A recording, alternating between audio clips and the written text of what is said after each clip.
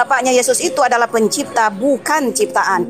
Nah, kini tapi karena lasroha mengarah kepada firman menjadi manusia, maka saya tegaskan, firman kalau di dalam bahasa Yunani bukan merujuk kepada kata theos ya, tetapi kepada kata logos ya. Kepada kata logos, firman ini mengarah kepada bahasa Inggrisnya itu adalah word ya, word atau kata atau dalam bahasa Indonesia. Jadi bukan merujuk kepada istilah atau gelaran God ya, kalau dalam bahasa Indonesia ini Tuhan. Jadi lagi-lagi kalimat ataupun kata firman ini udah diperkosa ya, dipaksa harus menjadi istilah yang merujuk pada gelaran Tuhan. Ya, kalaupun memang firman disebut menjadi manusia, kalau Anda paksa firman ini harus menjadi Tuhan, Tuhan menjadi manusia, kalimatnya diubah seperti itu, maka semua yang berjudul manusia adalah merupakan penjelmaan atau siluman dari Tuhan, inkarnasi dari Tuhan, termasuk saya. Jadi nggak apa-apa juga sih kalau kita mau maksakan ke situ.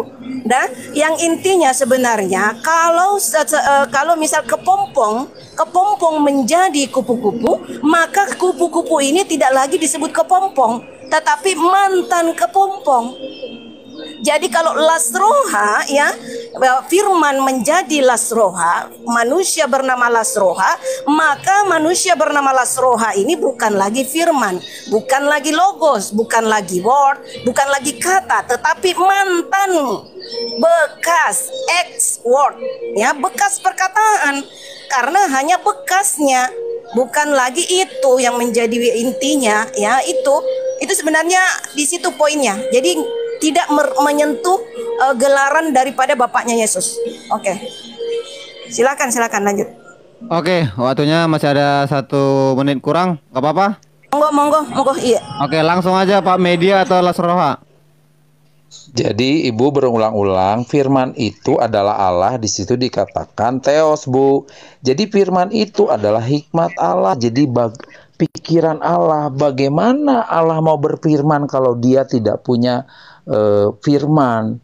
Jadi sama dengan tubuh yang kosong, Ibu. Kalau Ibu tidak punya pikiran, Ibu tuh menjadi sosok yang seperti binatang, Bu, karena binatang itu tidak akal, tidak ada pikiran. Maaf Pak Lasroha, jangan kita mengumpat personal atau jangan menyerang personal. Enggak, ini pikiran analogi dengan ini Pak, bukan ke ini. Jadi analoginya adalah iya begini Pak, analogi banyak yang analogi. Takutnya nanti ketika Dokter Adiani mengatakan seperti itu kepada Bapak pun nanti nggak terima juga, jadinya ribut gitu. Analogi yang lain, bukannya saya membela siapa-siapa ya.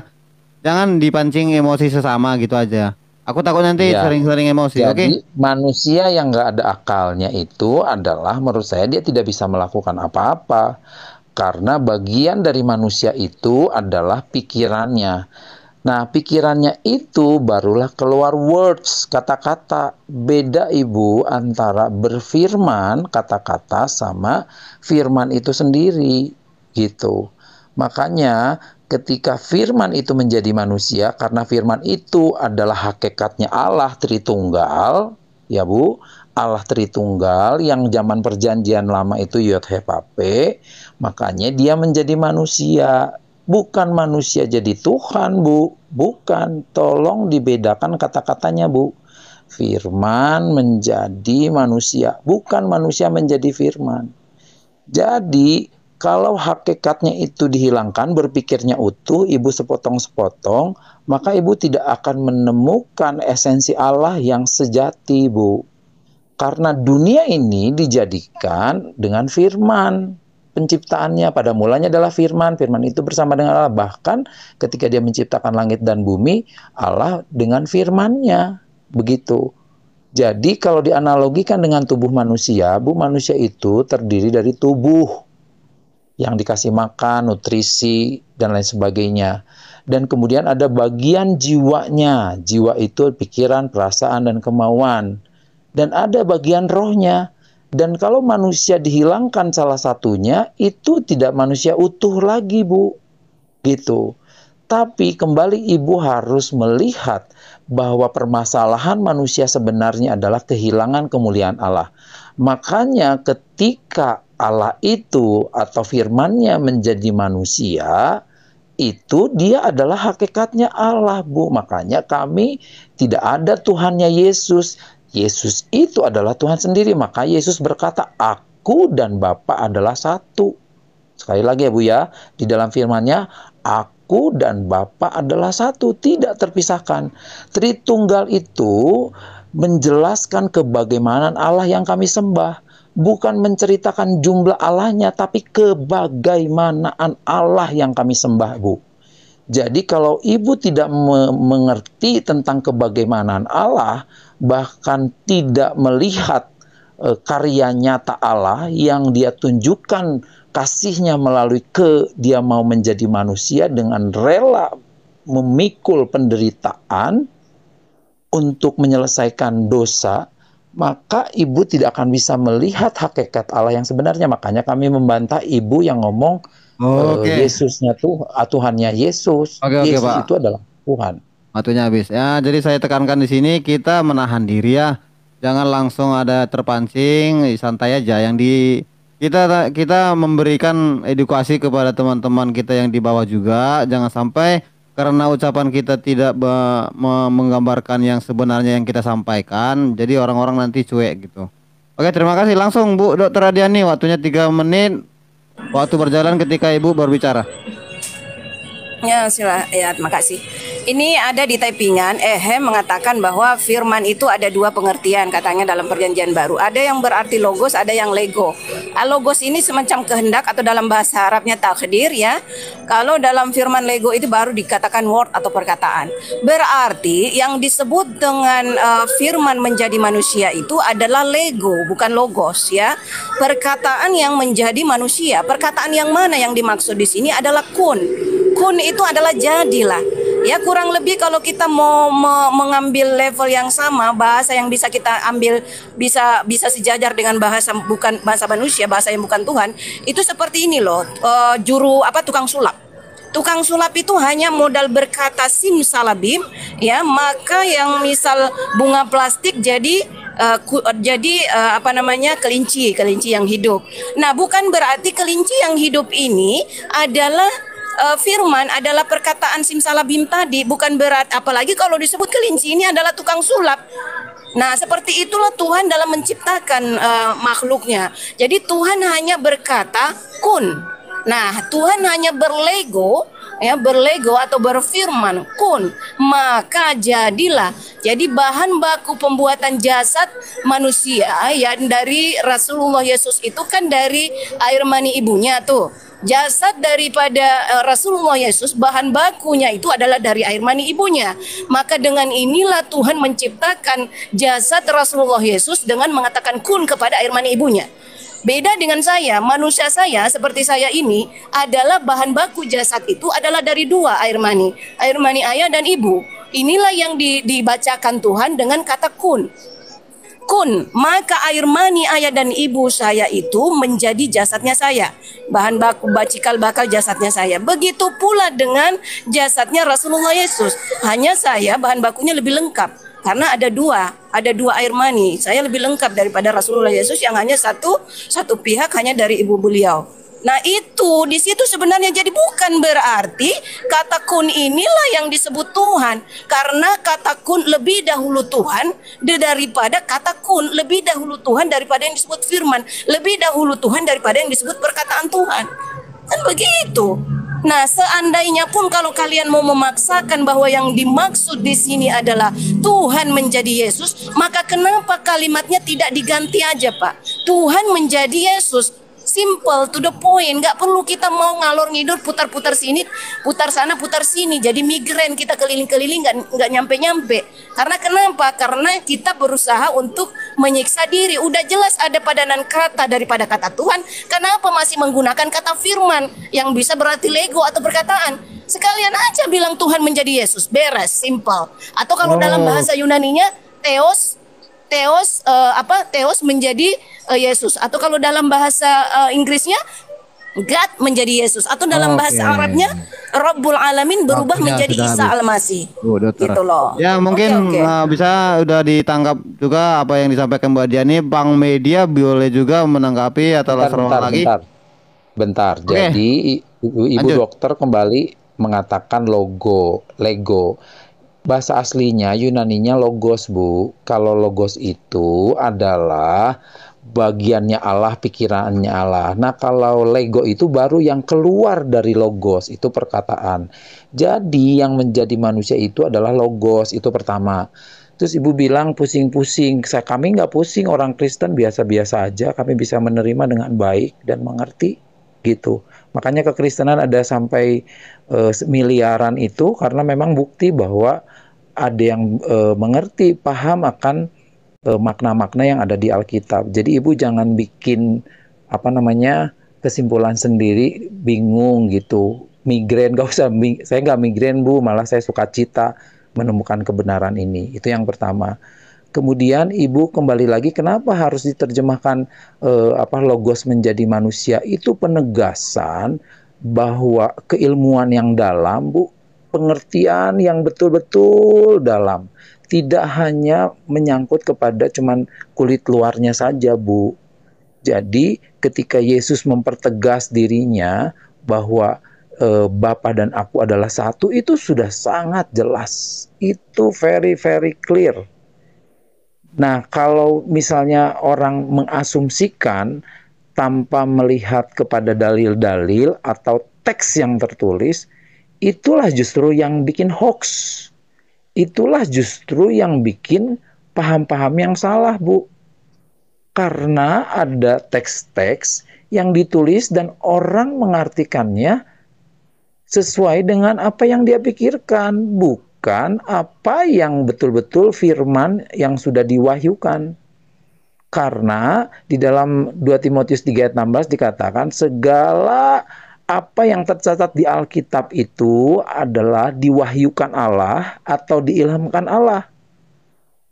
Jadi kalau misalnya orang mencoba memaknai kata-kata firman tanpa tahu benar-benar bahasanya apa, kemudian kronologisnya apa dan lain sebagainya, kemudian diambil kesimpulan, itu justru yang hoax, Bu.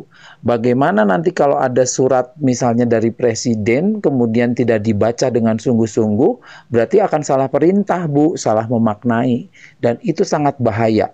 Bagaimana surat-surat apapun yang di muka bumi ini, undang-undang, hukum, kalau kita memaknai seenaknya sendiri tanpa melihat teks, nah itulah yang hoax, Bu.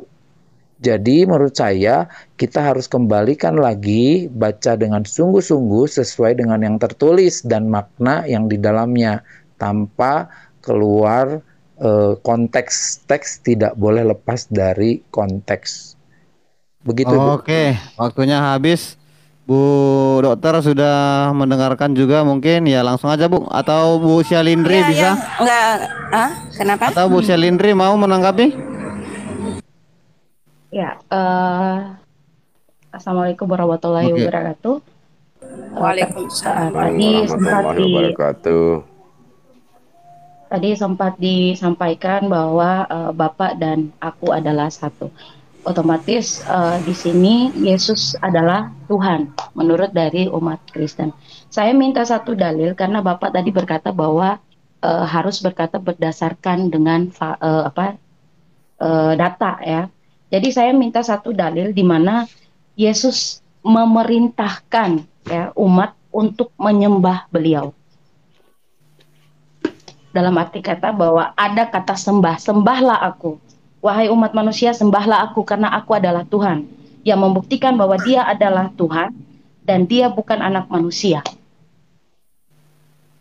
Mungkin itu saja. Selanjutnya nanti saya menanggapi lagi. Ya, ditambah ya, saya lanjutkan aja ya, saya tanggapi sedikit. Ini misal kalau gini, saya kasih contoh juga Pak Lasroha ya. Tuhan itu berfirman, menyampaikan kata kun itu ya, jadilah atau terjadilah, bukan hanya dalam rangka menciptakan loh Lasroha. Dalam membunuh pun ya, Tuhannya Yesus, Bapaknya Yesus itu dikenal dengan sifatnya Al-Mumit atau Maha Pembantai ya, Sang Maha Mematikan.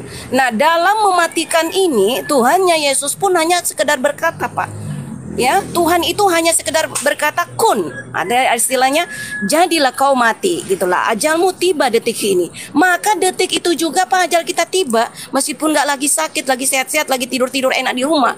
Kalau Tuhan udah berkata kun, matilah kau atau ajalmu tiba, maka jadilah kita mati, Pak. Bukan berarti Tuhan menjadi mati ataukah Tuhan menjadi jasad kita yang udah jadi bangkai. Bukan seperti itu, Pak. Tetapi kemahamudahan dari Tuhan untuk melakukan pekerjaan Tuhan, untuk melakukan apa yang Tuhan kehendaki. Misal gini, Pak, saya ibarat kata menjadi Tuhan, terus membuat kapal terbang gitu. Saya cuma bilang, Pak, kun. Saya hanya bilang kun, jadilah kapal terbang, Pak. Nggak perlu sampai apa dan apa. Lah tukang sulap aja cuma ngomong simsalabim jadi, Pak. Masa kita membatasi Tuhan harus gimana tersiksa seperti apa untuk menciptakan? Lawang ada hal yang simpel, hal yang maha mudah untuk menciptakan, untuk mematikan, untuk mengkaryakan sesuatu, untuk membinasakan, meluluh lantakkan alam semesta, mengkiamatkan nanti langit dan bumi itu pun cukup dengan kata kun. Hancur, Pak, luluh lantak bumi ini. Ngapain Tuhan harus bekerja meruntuhkan gunung sendiri ataukah meruntuhkan langit sendiri? Hanya berkata doang, Pak, berfirman doang. Jadi gak ada ribet-ribetnya Tuhan itu. Gak seperti kita, Pak, mau bangun rumah ngasur ngesot, harus ngesot pakai dada, apa itu disampaikan di dalam perjanjian lama, kita harus berpayah-payah seperti ular gitu. Gak seperti itu Tuhan itu, Pak. Simple Tuhan itu, maha simple. Silakan. Oke, terima kasih Bu Adiani sudah memberikan narasinya. Sekarang kita tadi juga udah mendengarkan apa yang dipertanyakan dari Bu Syalindri. Mungkin Bang Lasro atau media bisa menjawab pertanyaannya. Dia minta di mana ayat Yesus menyuruh menyembah Dia. Oke, mudah-mudahan ditanggapi dan dijawab. Jadi, langsung aja. Kata percaya itu sekaligus adalah mengandung kata kepasrahan. Percaya itu artinya tersungkur, artinya menyembah. Jadi di dalam Yohanes 8 ayat 24 dikatakan, kalau kamu tidak percaya, kamu akan mati dalam keadaanmu tidak percaya. Jadi itu sungguh tegas gitu. Jadi kalau orang yang tidak menyembah kepada Dia, mengaku Dia, maka dia akan mati dalam keberdosaannya. Begitu, Bu. Jadi ada jelas. Dan ayat-ayat yang lain lah masih banyak. Ya, kemudian waktu dia mengatakan kenapa Yesus itu disalibkan, karena orang-orang Farisi, ahli-ahli Taurat di situ menganggap Yesus itu menghujat. Wah, Lasro tadi Yohanes berapa biar saya bukakan? Yohanes 8 ayat saya pause.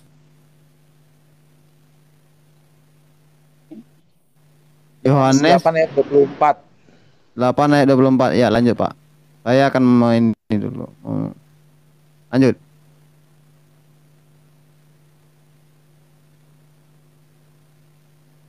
Lanjut, Pak.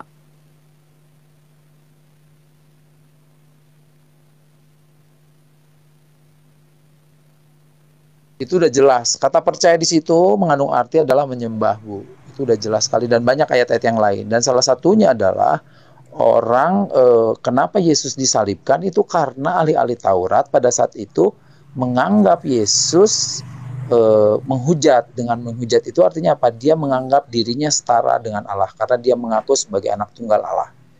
Itu. Dan mengenai kesimpulan menurut ibu dokter itu, karena Allah itu terikat akan hukum, sama seperti manusia. Kalau misalnya ada hukum gravitasi yang tidak bisa ditentang oleh siapapun. Jadi kalau misalnya orang jatuh dari lantai berapa gitu, itu ya pasti dia mati. Kalau misalnya menurut hukum gravitasi ya, tidak ada yang bisa. Nah, Allah juga mempunyai ketentuan sendiri. Dia tuh sangat mengasihi, tapi dia juga terikat akan sifat keadilannya. Kalau misalnya di dunia ini orang yang bersalah membunuh, terus dia bilang, I'm sorry, saya sudah membunuh, terus dibebasin, itu tuh nggak adil.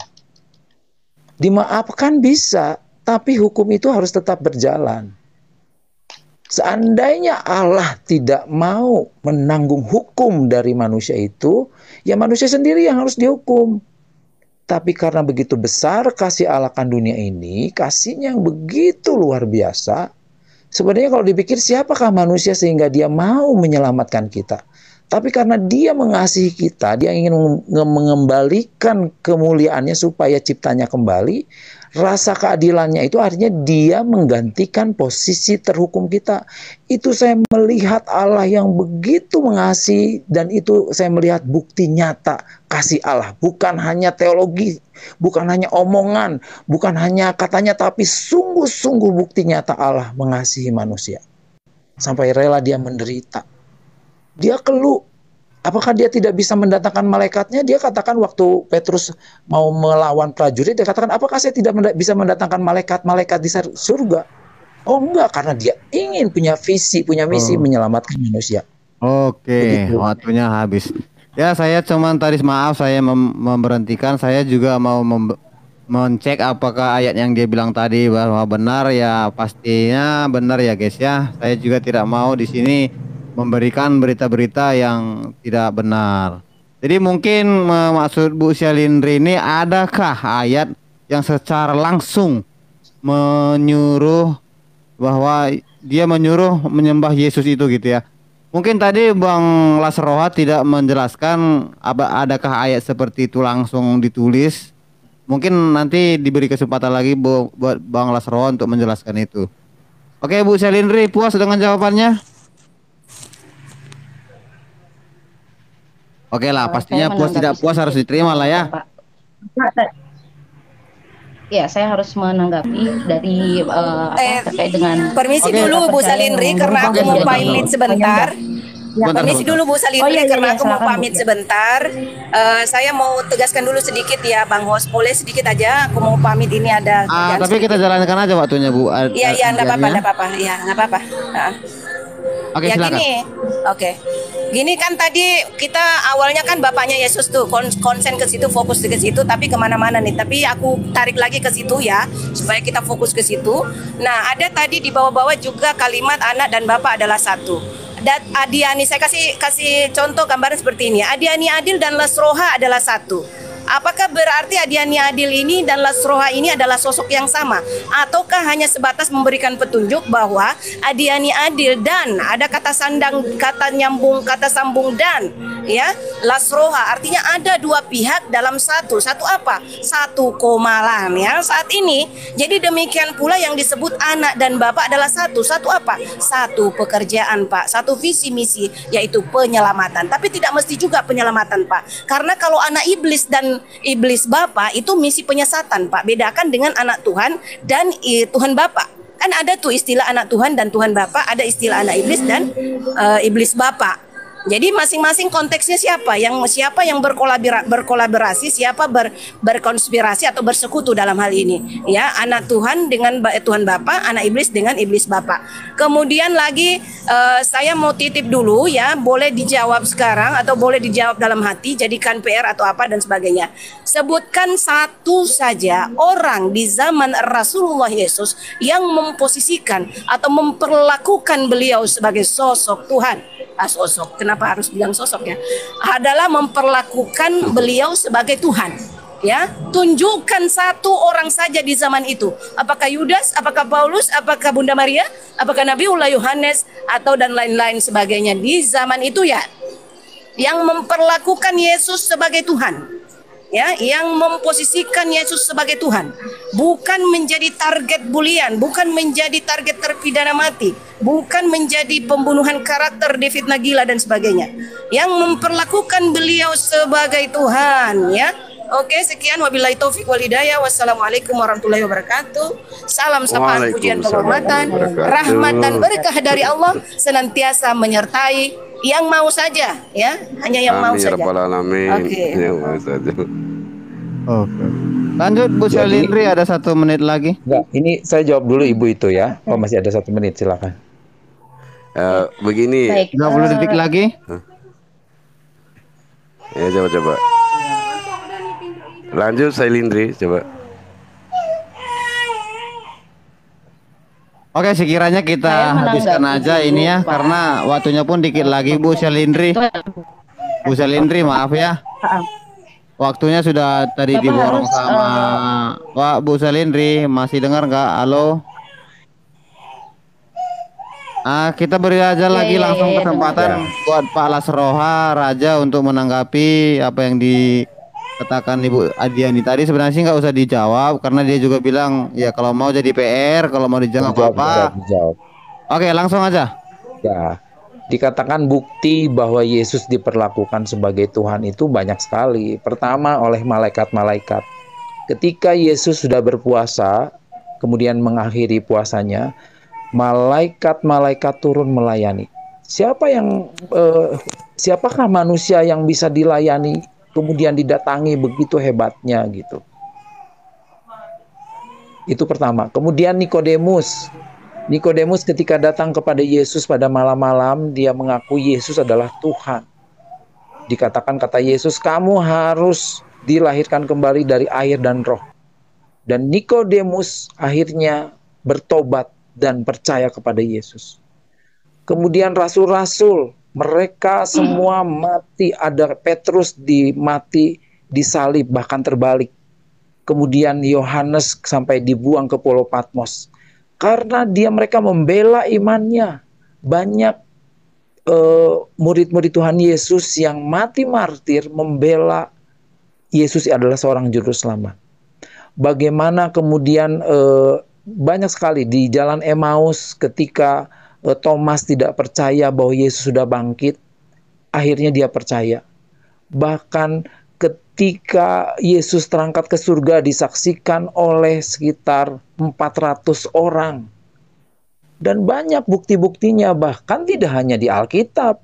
Bahkan orang-orang di luar Yesus pun yang meskipun sampai zaman sekarang, meskipun tidak melihat Yesus langsung, ada keajaiban-keajaiban di mana sampai sekarang banyak orang meskipun tidak pernah mendengar Injil, tapi mereka akhirnya datang kepada Yesus. Jadi itu bukti-bukti yang udah tidak terbantahkan gitu. Ya sekarang kita melihat juga kalau data statistik jumlah kekristenan juga di dunia banyak sekali. Kalaupun di Indonesia minoritas ya gitu. Jadi kalau misalnya diminta bukti-buktinya itu banyak sekali. Dan kemudian kembali lagi Ibu dokter mengatakan bapaknya Yesus. Kembali lagi kita harus mengacu kepada sumber aslinya. Jadi kalau misalnya Allah Tritunggal itu sekali lagi saya tekankan adalah Bapa, Firman, dan Roh Kudus. Jadi itu bukan menceritakan tentang jumlah Allah sekali lagi, tapi kebagaimanaan Allah. Coba direnungkan ya, arti kata kebagaimanaan Allah itu.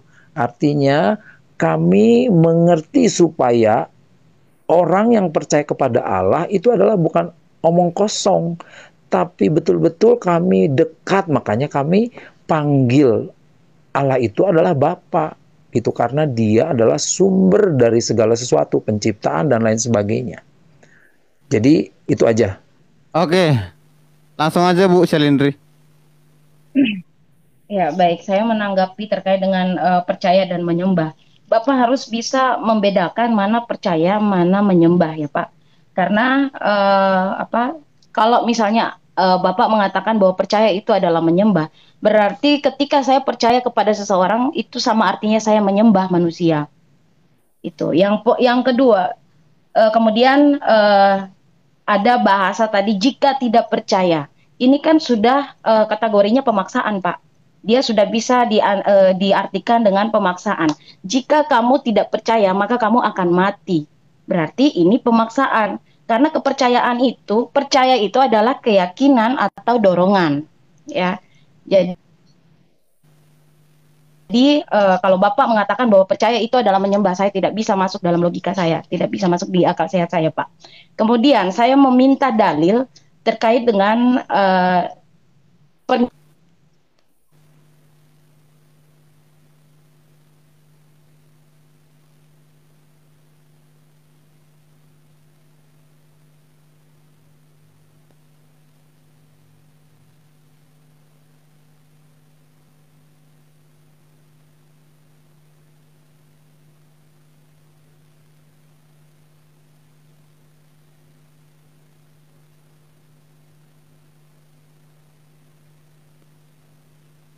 Halo teman-teman yang di bawah, adakah suara Ibu Selindri? Di aku nggak ada.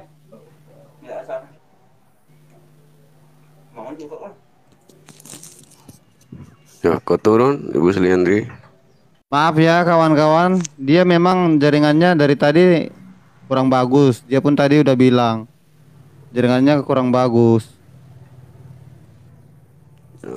Sorry, Ya. saya tadi keluar ke belakang bentar ngambil air, guys. Jadi nggak Ya, perhatikan sinyal dia nggak ada suara. gangguan. Eh, halo. Ya, dihabisin aja Pak Asrudin nih, waktunya ada 1 Oke, menit oke. 5 detik. Oke, saya cuma nambah sedikit menegaskan pertanyaan dari saudara kita di Siliandri. Begini, kalau saya lihat dari pertanyaannya beliau itu, saya tegaskan sedikit di sini, ingin membuktikan ada ayat yang menyatakan diri dari Yesus itu, yaitu pengakuan diri, sembahlah akulah Tuhan. Sesuai dengan yang kitab kita Al-Quranul Karim, kitab kami Islam, di sana itu dikatakan, innani anallah la ilaha illa ana fa'buduni. Sungguh aku Allah dan sembahlah aku. Maunya seperti itulah saudara kita tadi itu, untuk mendengarkan dari penjelasan saudara kita Las Rohani ini gitu. Ada kalimat seperti itu atau ayat seperti itu yang ada di Bible, atau ada kalimat itu yang diharapkan. Mohon itu aja yang saya bisa tegaskan pertanyaan dari saudara kita Seliandri tadi. Terima kasih. Oke, mungkin kita sudah mendapatkan poin-poin apa yang sudah dijelaskan oleh narasumber kita ya, adalah Seroha, Media, Asrudin dan Liandri. Begitu juga dengan Ibu Dr. Adliani ya. Jadi di sini kita sudahi aja dulu diskusinya. Mungkin kita ke arah diskusi santai ya, nggak usah pakai